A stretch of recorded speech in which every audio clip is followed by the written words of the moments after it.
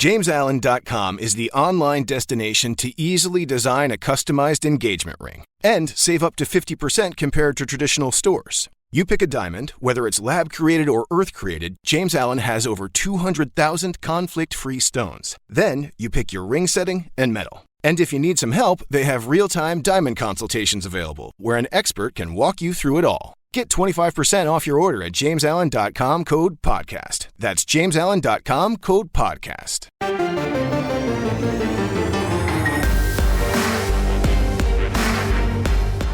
Welcome to the PowerCat Podcast, GoPowerCat.com's Kansas State Athletics Show. Make sure you're subscribing to our show at Apple, Spotify, Amazon, or wherever you get your podcasts. Now, from the GPC studios, here's your host, GoPowerCat publisher, Tim Fitzgerald. Welcome to the overtime. It's Friday. We're heading into the 4th of July weekend. I hope you got big plans of blowing stuff up. I could have said, but I don't want to be bleeping out stuff. I did it. Okay. Welcome to the overtime. I'm Fitz. That's Zach, Cole, Ryan Gilbert. It's going to be a great weekend. I don't know what the weather is because we're taping this in advance. And I hope you have a great weekend. Becky and I are actually at a wedding this weekend for a close friend who was supposed to be married last year on July 4th. And then, well, we know what happened last year. And they rescheduled it for this year on July 4th. So it's a Sunday wedding. And it confuses Zach when people do that. Did they do a real wedding last year? Is this a fake wedding? Or Nope, they have not. They have not signed any paperwork? Nope. Wow. Nope. They That's kind put of it impressive. off and had more sinful sex the entire past year. Sinners, that's what they are. Lighten up, Francis. Sorry, I got off on a tangent there. We're sponsored by The Fridge. If you're a sinner, go to The Fridge and cleanse your sins with alcohol. I don't know if that was a good read. That's pretty good. I like that. I don't know if they'll like that one. That's what they're paying for. It's your questions from Wabash Station. Cole was going to read the questions, and then I was informed that Cole asked some of the questions. Half the questions. So I don't even know why we invite him. Shouldn't he just be like asking questions and then we talk about the stupid things he's asked us? That's the whole premise. I mean, how am I going to sit here and insult the guy who asked the questions Wait, actually, when he's sitting right across from me? You make a really good point, Fitz. Maybe Cole should be asking the questions if he did write them. Oh. You know, you make a good point. It's about damn time. Am I demoted? I think you're promoted to an answerer. Yep. I think we've Hello. we've called an audible. We're going to the bullpen. Omaha! Call to the bullpen. Omaha! Okay, that's it. That was the audible. Okay, well, from Court Cat 44. In honor of the 4th of July, how much money is too much money to spend on fireworks? $5. Fitz hates the 4th of July. Me too. Really? I like barbecue, but that's the only reason why I like the 4th. Everything else. I mean, so I like watching the actual fireworks, like at the fireworks display, like if the city puts it on. I like watching that. But blowing stuff up on your own? Wow. Nope. You sound like you are a loser that grew up in the Kansas City metro area. Yeah. That isn't allowed to blow anything up. Fitz, you sound like a loser that should be living in the Kansas City metro area, so nobody is allowed to blow up anything else I don't around like you. loud noises. I haven't said anything yet. What do I sound like? You sound like a pyro. You sound like you'll go buy stuff and you'll light it in town. You don't care. Eh. What? I'm indifferent on the 4th of July. It's fun, but it's not my favorite. Now, no, let's be clear here. He's not indifferent on the 4th of July. He's indifferent on fireworks. Yeah. Like, do you Ryan guys- Gills Gilbert is a damn fine American. I'm not convinced. That he's a damn fine American? Yeah, I need to know your anthem stances now. Yeah. I don't. Would you turn your back? If you were a female shot putter, let's say. Was it shot put or hammer? Hammer throw. Hammer. If you were hammered in a female... Hold on, that's a totally different question. Never mind. I'm not a big fan of fireworks. Never have been, never will be. And I don't understand the desire to buy fireworks to blow up. Unless you got little kids and you want to buy like some sparklers and, you know, little things that you throw on the ground and they pop, whatever those are called. What are those called? Annoying things. Thank you. Poppers? I don't Snap. Yeah. You know what I I'm can't talking think of. about. I know exactly what you're talking about. You always get a few of those thrown in at the cashier. And Really, like, here you go. And I'd like to have like one thing that looks like a car or something, and you set it off and it goes racing down the road. I don't know if that's a real Yeah, you thing. can get little tanks, little cars. It's good. Yeah. Or those things that burn and look like black poop. What are those? Black Oh, the gas? worms? Are they worms? Yeah, those are worms. I don't think there's enough fireworks that involve poop. That's how I feel about the 4th of July. Not as a holiday honoring the birth of America, as a holiday that scares the crap out of me. I don't think there's any money is too much money if you're buying the right stuff. If you're buying good stuff and you're putting on a little neighborhood show and you're just like, hey, this is my hobby, I guess.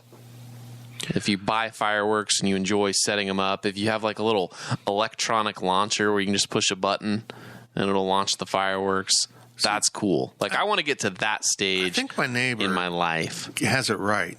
Because if you're putting on a fireworks show and you can't say the sentence, I got a guy, then you're not doing a very good show. You got to have a guy.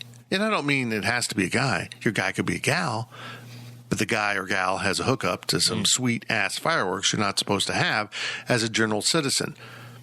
I mean, if you're just buying your stuff out of a tent that any Joe Schmo can buy, what is the purpose? See, I feel like everybody in every neighborhood knows somebody that has quote unquote illegal or like a certain class of fireworks explosive that is technically illegal to the public, and I just think it's a scam. My basis on all of this is I just skip over the fireworks. And the best story I have of skipping fireworks is I was with one of my buddies one time, and we were in high school, and he bought these M80s. Yeah. You know what M80s Yep. are? Yeah. And so this was a few days after the 4th of July. And I hate them. I hate them with all my passion. You're going to hate this story then. So we're at his house, and he's like, hey, I'm going to throw one of these M80s off the back of my porch. I'm like, okay. And his house backs up to a road, kind of a main road, and it goes down and takes you to the school that we went to. But anyway, so he lights this M80, throws it off of the deck, and doesn't realize that there's a lady running by on the sidewalk. A lady, okay. And now, so- I'm listening now. And so as soon as it lands, he sees the person, and we both go, oh no. Boom! It goes off, and the lady falls on the ground because she thinks that like somebody like shot a gun at her or something. And then we see her call 911 on her phone. And she waits, and the cops come. And we're just sitting out the back bed, and she goes, I think someone shot at me. The cops talk to her for 5 minutes, and then they leave. But that is my M80 story. That was a perfect Great opportunity to actually shoot that woman. I'm sorry. The murderer in me came out. My crazy neighbor likes to buy M80s, and if I'm out anywhere in the yard during the early part of July, He will throw them at you. he will just set them off because he knows, boom, right, it will scare the crap out of me. And now, post-radiation, it could literally scare the crap out of me. So I'm certainly going to scare the pee out of me. It's just one of those things. I think it's just a sign that he is colluding with my wife to kill me. I'll probably spend like $100, between $100 and $200 on fireworks. Anymore now, I almost do it like I enjoy it, but I almost do it just kind of like out of obligation. Is it like it's legal fun. in Manhattan? Yeah, you can light them off in Manhattan. Oh, yeah, we're a free fire zone. Yep. We have this eclectic mixture of military and, let's be honest, some rednecks and other people that just like to blow stuff up. But on the other side of that is city pyro. I think that because we have so many military members and PTSD, we should probably not have fireworks. But that's just me. I'm a commie. Man, Interesting. all these takes on the podcast just You were questioning me much. for not loving the 4th of July. I just came out it of was all of you guys. But here's the thing. As a commie, if you spend $100 on those fireworks, you have to share with me.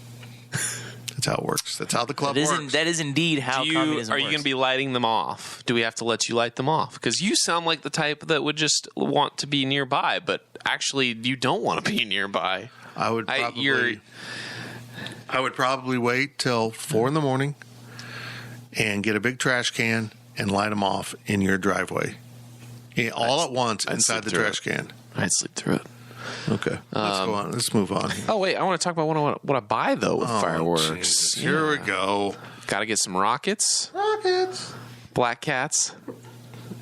Racist. And then got to get some artillery shells. Boom. And then I might buy, like, a $35 or $40 cake and light that off. But I think cakes are kind of overrated for the You're not most going to part. buy pie? Nope, not gonna buy. not gonna buy a pie. Okay. From Go Upercat. This is a very important question, by the way. This is going to tell me a lot about you guys. Do you ever leave a tip for getting takeout food? During COVID, this was a nice way to help restaurant staff who were faced with greatly reduced work hours. But even pre-pandemic, checks for takeout food started having that optional tip line. And sometimes I would add a few bucks, especially if the server were watching me fill it out. But now that restaurants are returning to full swing, is tipping for takeout going to be a new norm? What say you? It depends on the level of takeout I'm doing. Like if I'm going to a local Aggieville establishment, Right. I'm going to leave a tip. Right. If I'm going to Chili's, Carside to go, I'll leave like $1 tip or something. If they come out to my car, $1, $2, it doesn't have to be the full 15, 20% for that. I usually do like 10 for me, a 10% tip. But I agree with the premise of the question. I think I certainly upped my tips during the pandemic because I knew these people weren't having the kind of interior wait at table tips because a lot of places didn't even have that. I'll be curious to see what I do. But yeah, I mean, Chili's, if they brought it out to my car, I'd tip more. If I have to go in, man, come on. All you're doing is putting my food in a bag. Yeah. There's a certain point where am I tipping the wait staff or am I tipping the kitchen staff? Because, if you're just putting my food into a container and not a plate, and then said person is giving me the container in a bag, did you earn a tip? Really, tipping culture in America is just kind of ridiculous in the first place. But Depends how much the meal is. If I'm going to like a Mexican restaurant where a enchilada and rice and beans is $8, probably not going to tip. But like we said, like you're being served or just to go? Yeah, to go. To go. But like if we're going to like Tanner's, like I've done this multiple times where I get French fries and, chicken and it's $11, then yeah, I'm going to tip like $2 or $3. I mean, I just think that if it's there, I'm going to do it because in the grand scheme of things, what's $2 or $3? Really? Well, let's talk about the tipping culture. So you're against the tipping culture? I guess I'm against the people that complain and they demand tips and they're not very good servers, I guess, because that happens on social media a lot. You're like, these people didn't tip, and I just don't get good tips. Like, do you know how hard it is to be a server? But then on the other hand, there's some good servers that are making hundreds of dollars a night that are not complaining, that are good servers that are doing their work, where tipping benefits them. So I guess more of my complaints on the tipping is the people that complain and aren't very good servers and just quite frankly aren't very smart people to know what the system is and how to best make the system work for you. Because I feel like you see all these complaints about people that are like, I only made $10 in tips, and it's like, well, what was your service? There's another side of the equation. Like, I'm not going to tip very well if the service was extremely poor. Right, I agree. So, guys, you're younger guys. How do you feel about tipping? I mean, I try to tip just because I know, like I worked at Pizza Hut, I understand if you don't get tip, you don't make your money. So I always try to tip no matter where I go. But for me, this question with COVID, I never understood this at all. And I know Pizza Hut's a little different than a restaurant, but my job got a million times easier when the pandemic hit. I'd take the pizzas, put it in a bag, leave it on your porch and walk away after ringing the doorbell. And I got paid more for doing that. So I never, ever understood why people tipped more during the pandemic. Was I complaining? Hell no. I made more money. I think it's because a lot more people that don't traditionally order out, and especially order delivery, I think you had a lot more of those people that, you know, they'd either go out to restaurants or, you know, whatever else, and they're like, they recognize, hey, we don't do this a lot, and we need to tip these people for bringing us our food, kind of thing. Kind of like ordering pizza in a snowstorm. I don't know how much snow you delivered in, but I'd figure that, you know, you probably have a pickup of orders, you know, a decent, you know, number increase of orders during a snowstorm, and I'm guessing that, you know, a number of those are probably going to tip at least a little bit more. So it's just kind of a numbers game, I guess. But yeah, there's a lot of strategy that goes into it. If you're ordering delivery, yes, you need to tip. But if you're going into a restaurant, not all people do though. Yeah, if you're going into a restaurant and taking something to go, like Buffalo Wild Wings, I'll say it, I never tip at Buffalo Wild Wings when I go inside and pick it up. You go to the counter, they give you your food. They took your payment. Right. There's nothing What they about did. Thigh Stop? What? Wingstop? You didn't see the change? Oh, you didn't see this? I did see. Okay, yes. Fitz has got the sound clip here. We'll get it. Wait, Thigh Stop? Wait, there's a commercial that they did? Did you not see the Rick Ross commercial? No, I saw an image of it. I saw like Darren Ravel tweet about it or something, but no, I did not know there was an ad. Huh. Let's move on. From Ohio Power Cat, rank the following light beers: Coors Light, Miller Lite, Bud Light, Busch Light, Natural Light. It smells like old lady pants in here. Can I just say, a huge fight. Can I just say I appreciate Ohio Power Cat for getting all of the light spellings correct. Nice. Oh yeah, that's true. Granted, 4 of the 5 are spelled like light, but Miller Lite is spelled light. And it was the original. Why didn't everyone copy them? That's kind of odd to me. Okay. I appreciate the spelling. To the question, my favorite of those light beers. Busch Light. Whoa. Here we go. Whoa. Followed by Bud Light, followed by Miller Lite, followed by Coors Light, followed by Natty Light. That's all 5, right? Correct. So, wow. Busch Light. Absolutely. You just said that for me, didn't you? No. Oh, Yes. that. If I have to go buy light beer, That's like taking Iguodala over Steph Curry. I'm going to take Busch Light and say, hey, if you want to save a little fat in your system, I'm going to save a little money doing it for you. Mm-hmm. I'm going to go Busch Light number 1, Coors Light number 2. I don't think you appreciate how popular Busch Light has become. I'm going to go Miller Lite number 3. I'm going to go Bud Light number 4 and Natty Light number 5. Gills, you go. Busch Light. I have to put Busch Light as number 1 just because of the lifestyle and how I love my. We foot. don't go to Iowa State, guys. What? I've never eaten a walking taco in my life. That's an Iowa State thing, too. I've seen those here. Busch, Bud, Coors, Natty, Miller.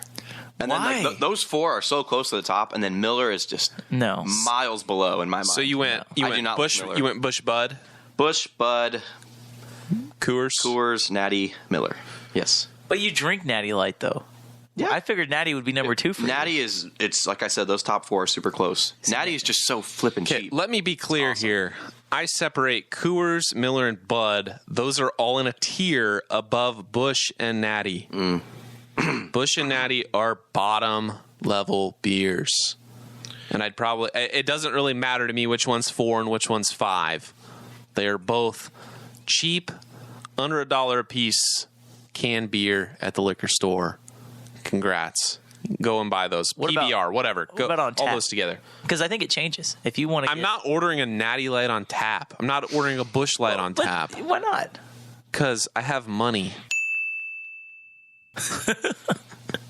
What about when we go to Tanner's? I still get them when they're free. I get a Blue Moon. I'll get a Blue Moon, man. Unless they take it off tap, which apparently they did. Gills, I appreciate you being a cheap date. because I'm not a cheap date for myself.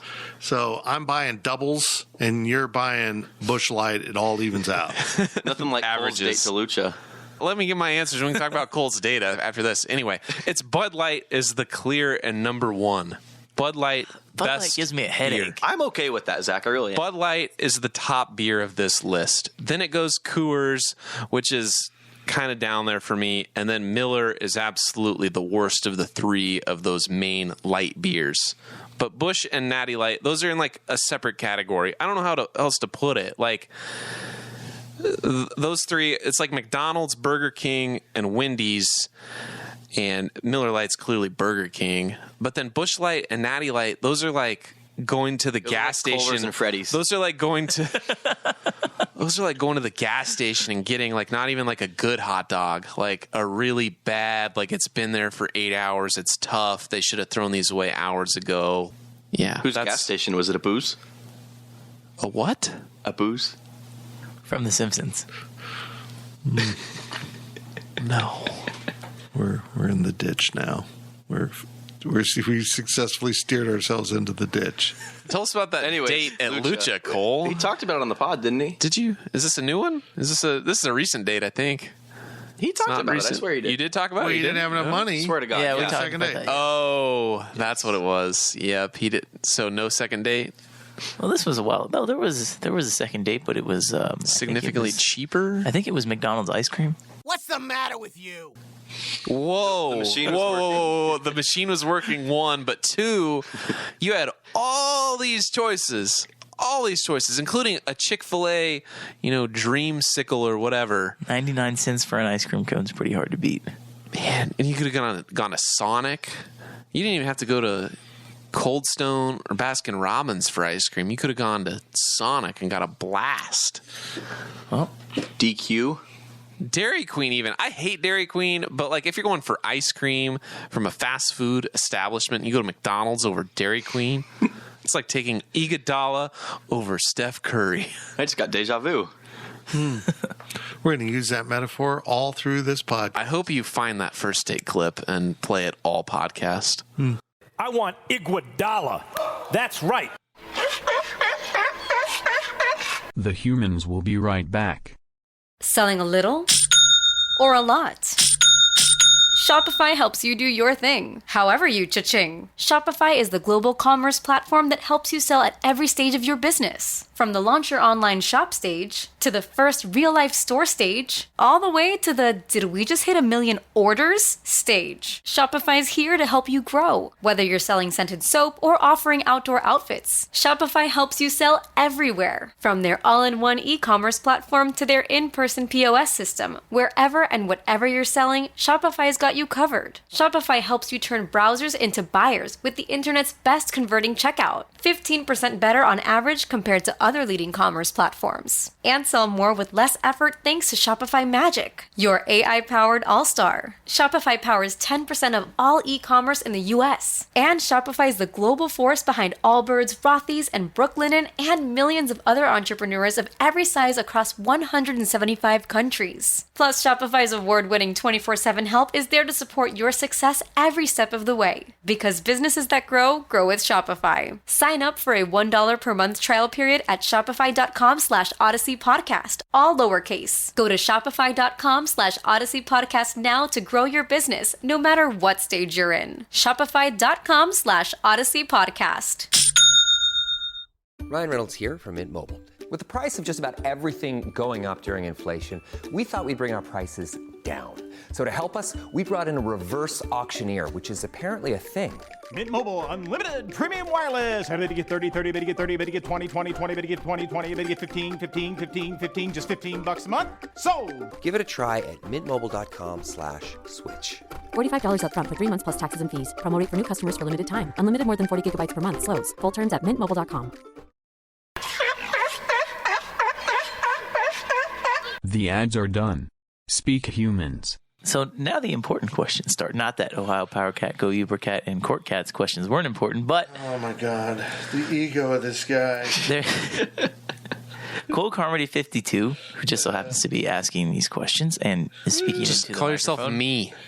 I ask. I'm asking this question walking out of F9. Well, technically, I'm asking this question sitting at the table, but F9, if you're not aware, Fast and Furious, the 9th movie, it's actually the 10th installment of the Fast and Furious series. So why is it called 9 even if it's the 10th? Wait, are you counting Hobbs and Shaw? No, Tokyo Drift. Tokyo Drift was 3, right? Or 2? But it didn't count. So there's... Why doesn't it count? Because it doesn't go along with the timeline. This makes no sense. Hang on. It's Fast and Furious. It's the Fast and Furious. It's Too Fast, Too Furious. And then it's Tokyo Drift, but it doesn't count. So then it's Fast and Furious. And then it's like Fast 4. And then there's like the Fate of the Furious. And then like Furious 6, Furious 7. And then something. And then Cole. F9. I'm right. I know I'm right. I have some this up. really bad news for you. The Fast saga includes The Fast and the Furious, 2001, Too Fast, Too Furious, 2003. That is the first 2 movies. The third movie is Fast and the Furious Tokyo Drift, 2006. Correct. Fast and Furious was the 4th one in 2009. Fast 5, we're at 5 movies. Okay. Fast 5, 2011. Then they go Fast and Furious 6, Furious 7, The Fate of the Furious, which was the 8th movie in 2017, and F9, the one that you just saw, the 9th movie in the franchise, was indeed the 9th movie. Well, maybe I was thinking of Hobbs and Shaw as a spin-off. Yeah. Okay. Yes. Boy, that question sucked. What's the next one? I stand corrected. What movie franchise do you guys like that others can't stand? Is it weird that I have loved all of these Fast and Furious movies? Yes, it is. Apparently you loved one that doesn't exist. Probably just like that girlfriend he took to Lucha. She doesn't exist either. I want to know. He just ate a whole bunch and couldn't afford anything better than a McDonald's cone. I want to know where in your head or where you learned Tokyo Drift doesn't count. Drift, it doesn't count. It's Tokyo Drift. It doesn't count. I'd say that's one of the most famous Fast and Furious movies. If you were to watch them in order, it's actually the second movie, or it's like the second or the fourth movie. Like number 3, the Fast and Furious, like what is it? Fast and Furious comes after Too Fast, Too Furious. So it would go Fast and Furious, and then Tokyo Drift, and then. It has to deal with continuity. Right. You're talking about Star Wars, correct? And because it has to deal with Han being dead, because Han dies. And Fitz, how you doing over there, boss? I'm reading Go Power. I've never actually watched one of these movies, but the answer to the question here is I love Bond movies, James Bond, and I'm intrigued to see who the next Bond will be. I don't think it'll be Ryan Gilbert. Zach. I love Pixar movies, but people like those. I enjoy watching. I've until the pandemic happened and they started doing like direct to DVD BS. I had only missed one movie in the theaters as far as Pixar goes, which is kind of impressive considering like 95 was the first Toy Story that came out and I was 3 years old. So, I've seen everyone in the theaters for the most part. I enjoy them. There aren't really any movie franchises I can think of. I'm sure someone could listen to this that knows me and they're like, but you love this. And I'd be like, yeah, you're right. You're right about that. I enjoyed the Now You See Me movies. They're Magic, Michael Cera, Woody Harrelson. Mm-hmm. Oh, yeah. That's all. There's supposed to be a third one. National Treasure's probably up there for me, too. Just, I enjoy movies that there is a third movie promised that may or may not ever come out. That's about me, I guess. Indiana Jones is pretty solid, and there's a new one coming out there. What? There is? Yeah, they're making a new one. Good for Harrison. He spends 2 hours looking for his dentures. It's the whole... They belong in a museum. I know. He's asking for Chewbacca before he realizes it's Indiana Jones. Gills? Gills doesn't care. Yes. That was his answer. He does watch a series that nobody else cares about. He's into the Transformers big time. That's my answer for Gills. Okay, Transformers. Sure. He likes That's probably right. That's probably he likes it when cars become robots. Just in general. I mean, if one happens out front of the house here, he's going to be excited. Never mind. I was going to make a joke. What hot take do you have about a certain movie or movies that you will stand by no matter what? What hot take do I have about that Roxanne is one of the funniest most charming movies ever made. I love that movie. Have you seen Roxanne? No. I think you just went over all three of our heads. It's older. The only Roxanne I know is a song that was like popular like last year. Oh, it was last year. Yeah. Huh. I enjoy the hot takes like Die Hard is a Christmas movie, or it is. Top Gun is a volleyball movie. It is. It's the greatest volleyball movie ever made. Top Gun. I enjoy those little things there. You know, it is. Up is the saddest movie ever made. Very much so. I'm with you. And The Greatest Showman, along with Hamilton, are not historically accurate. I'm sorry, folks, they're not. What about Les Mis? I've never watched Les Mis because I can't pronounce the name. Les Miserables. Les Miserables. I think I missed a syllable in there, but I don't care for Broadway movies into movie or Broadway shows into movies. Does that make sense? You regret seeing Cats, don't you? You watched that movie? No, I never actually saw Cats because I've seen on VHS. That was like my sister's favorite movie as a child, was watching the Broadway performance of Cats on VHS, which apparently we went and saw Cats in person, and there's apparently a pirate scene that they didn't include in the movie, and we're there, they're like, what is this BS? This isn't in the movie? And they're like, nah, they cut that for time, guys. Sorry, children. My hot take is that Christmas Vacation is one of the funniest movies in the history of the world. Yeah, it's up there, yeah. I don't know if that's a hot take, though. Some people hate Christmas That is a very popular opinion. Even if people have a different opinion on it, it is not an uncommon opinion or a hot take. Is it a hot take if I say it's the best Christmas movie? Can I ask you a question, Zach? No. If Bruce Willis was in Christmas Vacation, would it become an action adventure movie and no longer be a Christmas movie to you? Queen takes pawn, checkmate. Yeah, I mean, could you imagine Bruce Willis getting stuck up in the attic and stepping on the boards and hitting himself in the face? I can see all that. Die Hard is completely contingent on the fact that no one's in the office, right? Because it's Christmas. It's the holidays. Mm-hmm. If anybody else is around, it's not plausible. The plot line doesn't work. It's a Christmas movie. What about one thing I'll stand by, and maybe this isn't a hot take, but I think Step Brothers is better than Ricky Bobby. Isn't Ricky Bobby a Fast and Furious movie? It could be. I thought it was. I think there's a lot of Will Ferrell sports type movies or at least movies from that era that really weren't that great. Is Tropic Thunder funny to you guys? I never saw Tropic Thunder. You never saw it? No. I watched it, but I didn't think it was that great. So before you asked that question, Cole, we were talking before here about Rocky. I think Rocky is not a good movie or series or whatever it is. However, apart from Citizen Kane, Forrest Gump is the dumbest, stupidest, most overrated movie I have ever seen in my entire life. That is an extremely hot take. Hello, my name's Forrest Gump. That's an awful take. Forrest Gump is one of the 10 You best asked the movies question, ever. you get the answer. Wait, did you say other than Citizen Kane? Yeah, Citizen Kane's the dumbest movie in the world. It's horrible. Yeah, thank you. That's considered one of the greatest movies of all time, Which right? makes no sense. That's exactly it. It's horrible. Yeah, I really don't see that many movies. I don't watch that many Not movies. that you aren't watching on your phone. I don't watch movies on my phone. We're just going to ignore the fact that you're just completely talking crap on Forrest Gump. What did Forrest do wrong? Like, why? I think it's an overrated movie. I agree with you. Thank you. It's so it's fun. I mean, there's history involved in it. I mean, sports. If you can make It's not realistic. There's nothing real about him doing everything movies he don't does. have to be realistic to be good. How is it not realistic? Well, here's the most unrealistic thing about this movie. He sat on a park bench in the South with a box of chocolates, and they didn't freaking melt. How is that possible?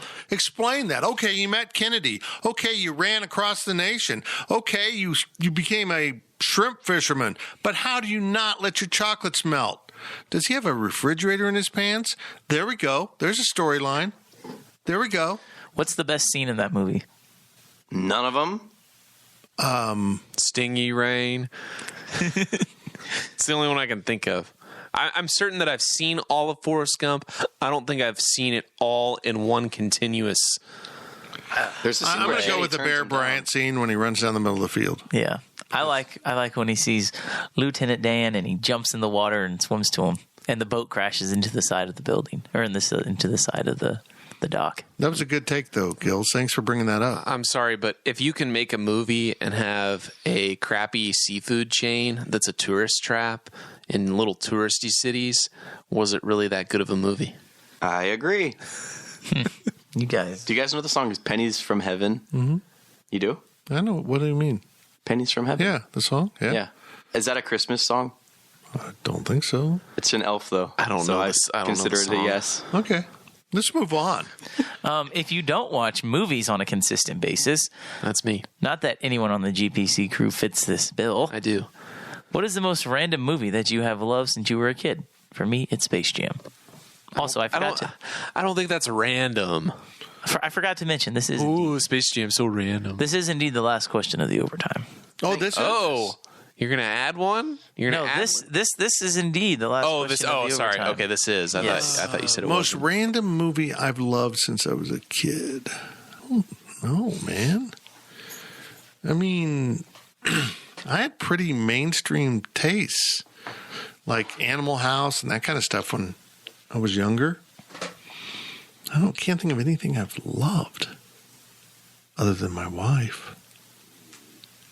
Daphne, yes. Thank you for shaking. So Space Jam is not a random enough movie? No. It's pretty mainstream. That is. I feel like that was kind of a cult movie. No, it's a cult movie when you hang out with a bunch of 18 to 22-year-olds that like going out to the bars on Jersey days, and you wear your little Toon Squad jersey. That's why Space Jam is a thing. Like it's kind of like, I feel like liking Space Jam, at least for our generation, so to speak. It's kind of like everyone else hating Nickelback. It's the cool thing to do. Everybody likes Space Jam. I haven't seen Space Jam all the way through. I've seen, I probably watched it, all of it, but never, in one piece, always, in bits and pieces on whatever channel has the rights to it on cable. A couple answers here. Of course, Roxanne, which I've mentioned before. I encourage you all to watch Roxanne. It's a sweet, charming movie. But I think the movie that I like that other people think is crap is Cocktail. It was my first date with my wife. Oh. Cocktail. Tom Cruise, Elizabeth Shue. I am the world's last barman poet.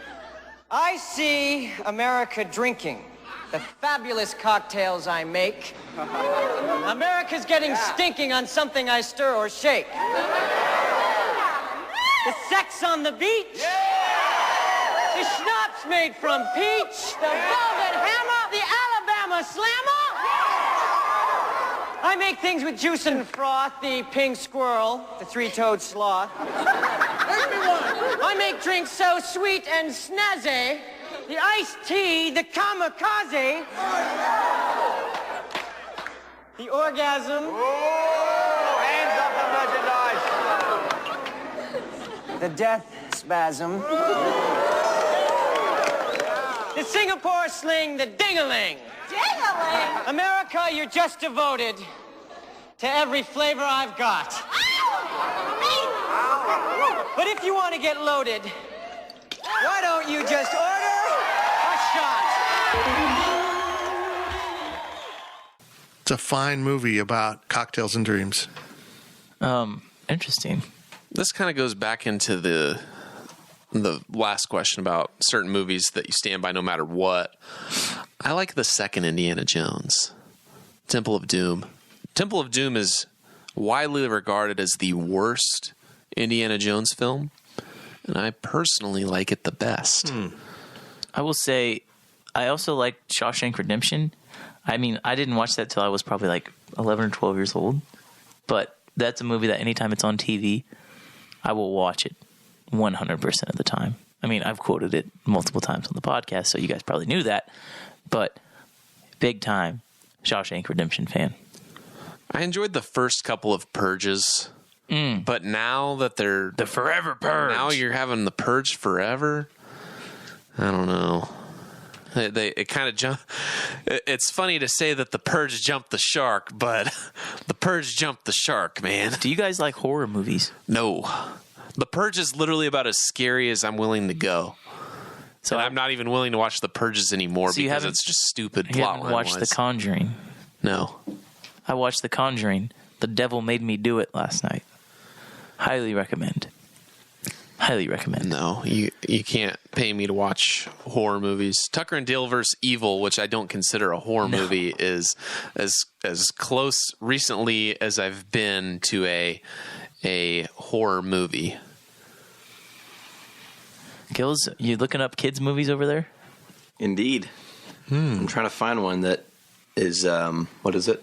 A random movie that I've loved since I was a kid. See, I'd put Toy Story up there, but I wouldn't call that random. What That's about a very Shrek? mainstream. Shrek is so mainstream, too. Yeah. All these there's on my computer are mainstream. Like, you got to pick something like the Bee Movie or or Ants that came out around the same time as Bug's Life. Shark Tales.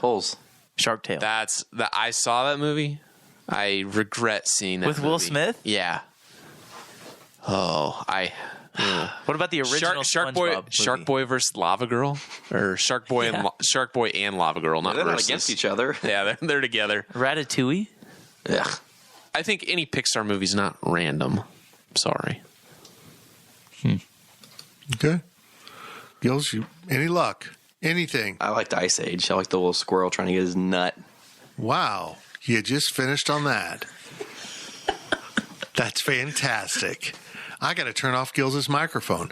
And you know what I'm going to do? I'm going to turn off everyone else's too, because Gills went there. This podcast has ended because of Ryan Gilbert. Call his mom and tell him. I'm the bad boy. I've never been the bad boy. You've been the bad employee, the bad son, the bad friend. Yes. The bad fiance, the bad dinner guest, the bad credit risk. Okay, the point is made. The bad date, the bad sport, the bad citizen, the bad tipper. That's it for this week's PowerCat Overtime Podcast. We got to end on the nut joke, which seems fitting. I want everyone to have a great holiday weekend. Go out there and blow stuff up as much as you want, and it's done legally, and you're not around me or Ryan Gilbert or Cole Carmody. Invite Zach. He likes that. He likes loud noises. He likes to scare people. That's how Zach rolls. Great guest on The Life of Fitz this weekend. We will release it on the 4th in the morning so that you have a little something to have for driving if you got to do that. I don't know where you're going. I don't follow you. I don't care where you go. Do whatever you want, man. Get off my case. It's going to be a fun weekend. Vacation lies ahead for Becky and I. We're going to go somewhere where no man has ever gone before.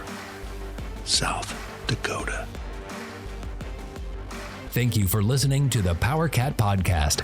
Make sure you're subscribing to our show at Apple, Spotify, Amazon, or wherever you get your podcasts. PowerCat Podcast. All rights reserved. GoPowerCat.com.